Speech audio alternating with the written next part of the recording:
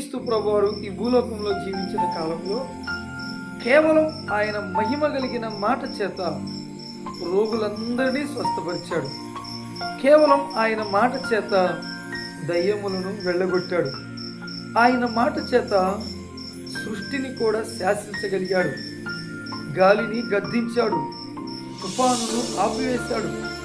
ఆయన ఈ భూలోకంలో జీవించిన కాలంలో ఎన్నో అద్భుతాలను చేశాడు. అయితే ఈ శ్రేష్టమైన సమయంలో మీకు ఒక అద్భుతమైన మాటలు చెప్పాలనుకుంటున్నాను.